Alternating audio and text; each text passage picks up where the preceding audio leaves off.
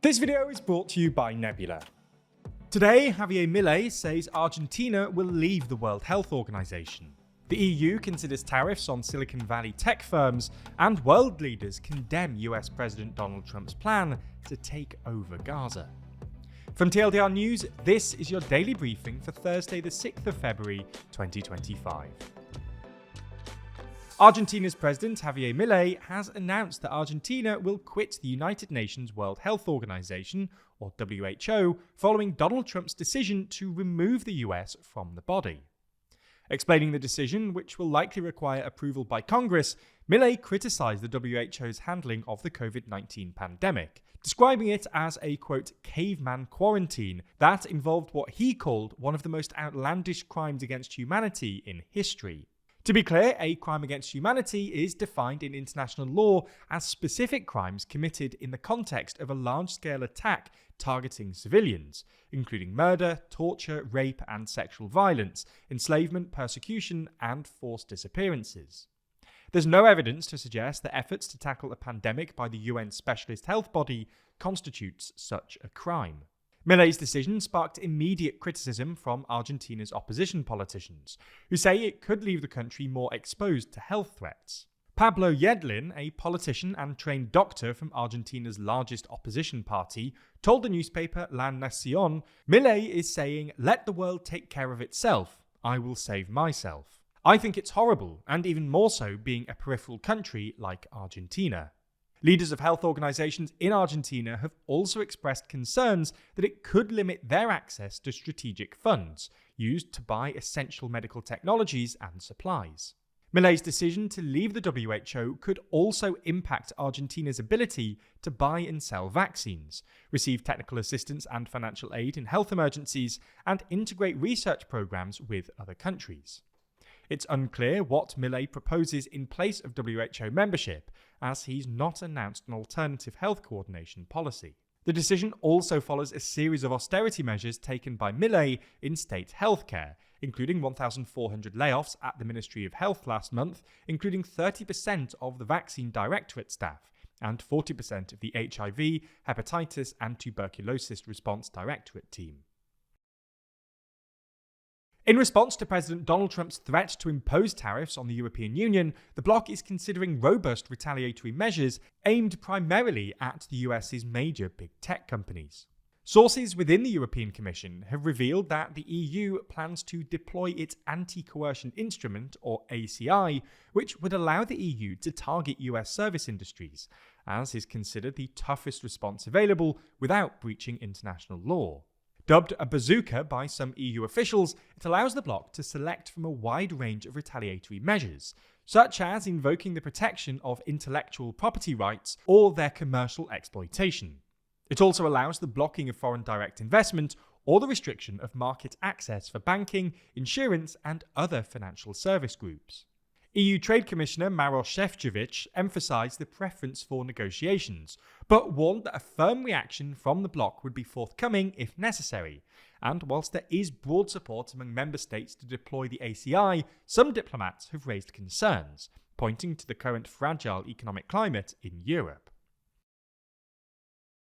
US allies across Europe and the Middle East have condemned Donald Trump's plans for Washington to take over Gaza and permanently resettle its residents. Trump's suggestion came at a White House news conference with Israeli Prime Minister Benjamin Netanyahu, who nodded along to the president's detailed plan to turn the war-torn territory into the Riviera of the Middle East, and for the US to take ownership of Gaza. Arab states, which have long been against the expulsion of Palestinians, were quick to condemn Trump's proposals. Yesterday, Saudi Arabia's foreign ministry said the country would not establish diplomatic relations with Israel without an independent Palestinian state, adding its position was non-negotiable and not subject to compromises. Both Jordan and Egypt also rejected Trump's proposals, and Oman's foreign ministry added that any attempt at forced resettlement would be a very serious crime that would condemn the region to a state of perpetual instability. In Europe, where a two-state solution is widely accepted, German Foreign Minister Annalena Baerbock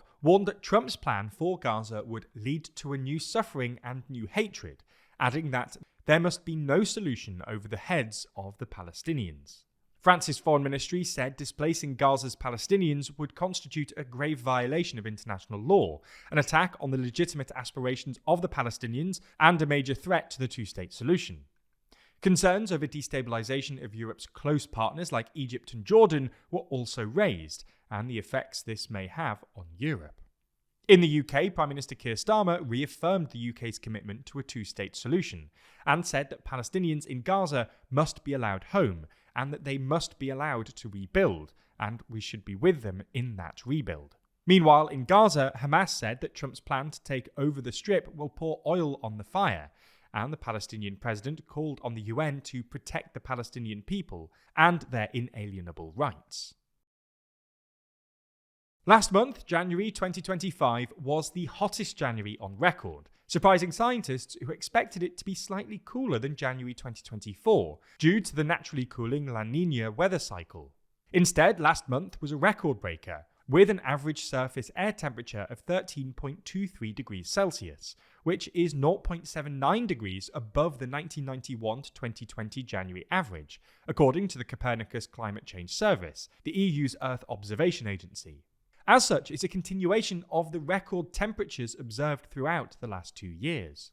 From mid-2023 through to mid-2024, the naturally occurring El Niño weather cycle emerged and helped boost global temperatures, with El Niño dissipating and the cooling La Niña cycle developing. Scientists had expected last month to bring cooler temperatures than January 2024. The new data has only added to the concerns over the continued increase in greenhouse gas emissions and subsequent acceleration of global warming and climate change.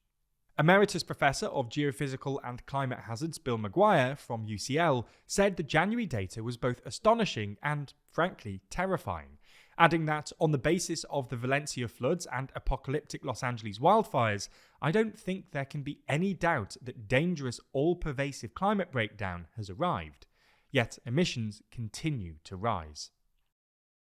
That's not the end of this story though, with 2025 already shaping up to be a rather busy year for news. In fact, there's so much going on that we don't have time to cover it all. Just in America, there's everything from the question of whether Trump's becoming an imperial president, to America's wild history of territorial expansion, to questioning if the US is actually an oligarchy. All of these things could lead you to say WTF USA.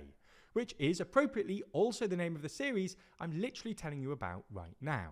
WTF USA takes a tongue-in-cheek look at the weirder side of US politics, unpacking what Trump's really up to and why Trump's kind of weird decisions could end up being incredibly impactful. WTF USA is released every other Friday only on Nebula, the streaming service we co-own with a bunch of your favourite creators. Those creators also make a ton of other exclusive Nebula content like Real Life Law's series War Room. That's the show where every month the Real Life Law team breaks down all of the ongoing wars and conflicts around the world to keep you up to date and informed on what's happening and why, which in an incredibly complex world could prove to be a very helpful summary. It's not just original content either. You can also watch every normal TLDR video on Nebula ad-free, and in some instances before they land on YouTube. If you're not a member already, click our link in the description to get 40% off, which brings the price down to just $36 a year or $3 a month. That's a real steal considering all of the original content on the platform, and the fact that signing up using our link directly funds the channel and allows us to make more content going forward. So thanks for your support, and please do join us over on Nebula.